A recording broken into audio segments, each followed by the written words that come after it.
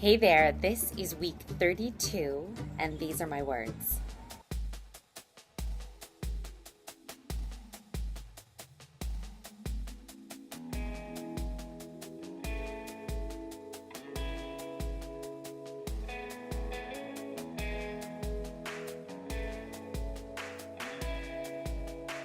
And I wanted to talk a little bit about bullying and bullies this week.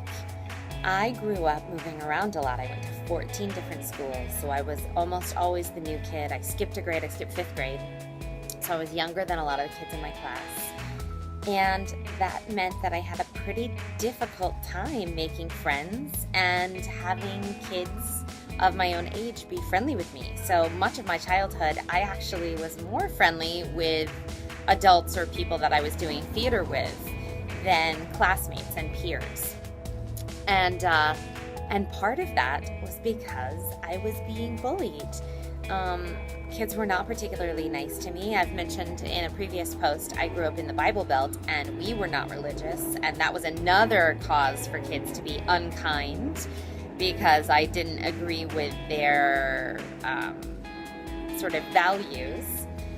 And so kids were really mean to me. And I gotta say, kids can be particularly mean. I think it's actually part of their development is to sort of go to the us versus them mentality. When they're really little, kids are very open and welcoming, but they get to sort of this age, or maybe 10 to 16 or 17, 18, and they really are trying to find their place in the world, and they really turn against other things. So kids that are different from them, kids that are raised differently from them, kids that are in a different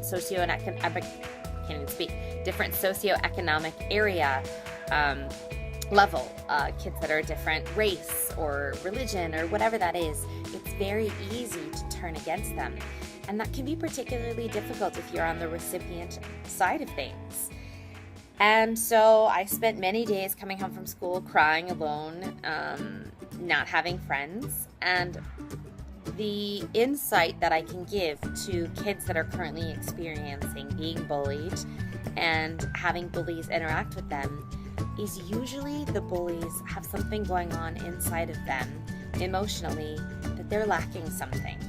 And they find what they perceive to be the weakest link, which is not necessarily the truth, just that somebody who's open, who's vulnerable, who is willing to look into the face of the world and receive, and they pick on that.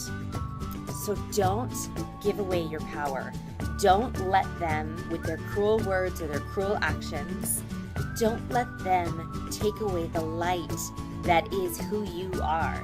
Because if you can weather that storm and find things that you are passionate about, find books you love to read, find art projects that you like to work on, find groups of people separate and different from the people that are bullying you, if that's at school or if that's in a church group or wherever that is, find a different group of kids or people to hang out with. And this accounts for adults as well as kids. It's not just a child thing.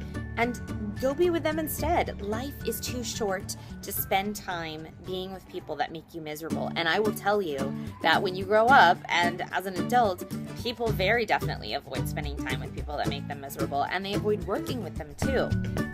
And so you can go on and have a beautiful, wonderful life once you've figured out what makes you happy. And by making those choices to follow your passions, you are going to have a much better experience, much richer experience.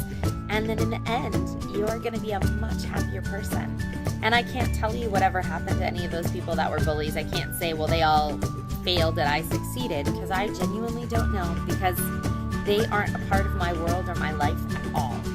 And so the only thing that I can say is stay true to that part of you that makes you, that makes you unique. And don't allow what feels like the force, the power of their angry words and their angry behaviors to actually be able to penetrate who you are. Keep your optimism, your naivete, your vulnerability, your openness in spite of that, in the face of diversity. Because bullies really are sad people inside. They usually are not taken care of at home and they're feeling lost and sad. and they aren't in a position or place to just be able to accept you trying to say, no, I'll be your friend. And so you have to take care of yourself, and you have to navigate those waters by being true to who you are. So I'm very sorry if you're experiencing any sort of negative bullying. It really sucks, and I know that from having gone through it myself. But I can say that once you get through it, you can have a wonderful, amazing life, and you can choose who you want to spend your time with. It's harder when you're in school. But I actually dropped out of school, and I did homeschooling for a while because the kids were so mean to me. It was actually a miserable environment, so I actually had to do that. So I did homeschooling for a while just because kids were being so unkind to me. But that said, I wish you all the best.